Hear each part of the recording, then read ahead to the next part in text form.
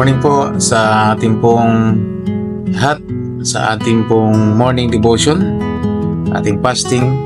Ngayon pong second day ay mag-devotion po tayo.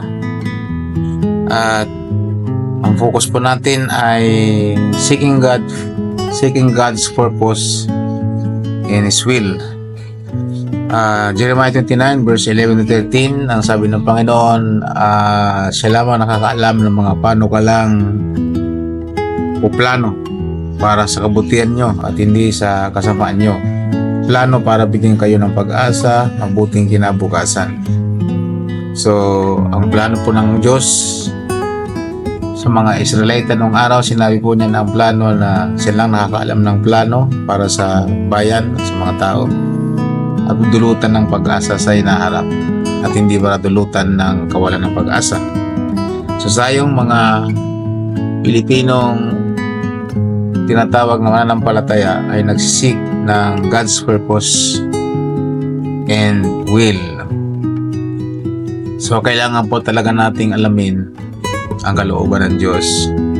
Halimbawa po sa Old Testament, sa aklat ng Joshua chapter 8, noong sila po ay sumasakop sa lupain na pinangako sa kanilang Diyos, at ang mga kalaban na natakot sa kanila, nagkunwari silang malayong-malayo ang pinanggalingan at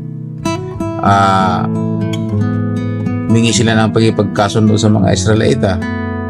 Tinanggap ng mga Israelita na Josue ang mga ebidensya, mga lumang mga damit at pagkain na hindi nagtatanong sa Panginoon. Dahil doon, nakakompromise yung kanilang promised land. Kaya tama po na tayo nagpa-fasting, nanalangin sa Diyos at hiningi natin ang kanyang guidance sa ating pong lakbayin bilang iglesia. Dapat talaga nagtatanong sa Panginoon para hindi tayo magkamali. Kaya mga kapatid, ang ating pong reflection dito ay alamin natin lagi yung mandate ng Panginoon. At ang mandate ni Lord sa atin ngayon hindi nagbabago. Yan po ay makikita natin sa Matthew 28 verse 19 to 20. Ang mandate sa atin, Lord, ang purpose ni Lord sa atin, ang will ay gumawa ng alagad. At hindi po gumawa ng basta mananampalataya lang o believer o followers, kundi talagang alagad talaga ang pinagagawa. Ang ibig sabihin po niyan ay estudyante ang pinatatayo, siya lang po kasi ang maglalast.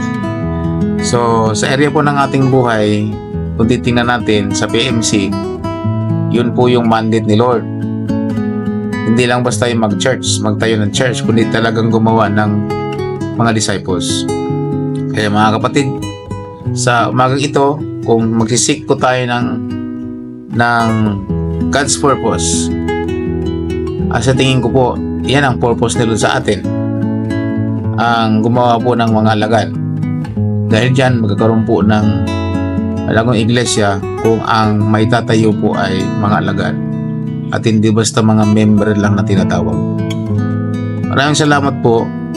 At sa area po ng buhay ng bawat taga PMC, tayo po pa yung mga disciple makers o mga taga atin lang, at minsan taga po na lang sa mga pagkakamali ng pastor. So bawat isa sa atin dapat sa PMC ay equiper, marunong pong umabot at maghubog ng kaluluwa sa Panginoon. So pinag-aralan man o wala, yun po ang ating area ng buhay na dapat makita. Kaya sa ating pong fasting, good morning po, pagpalain po tayo ng Panginoon.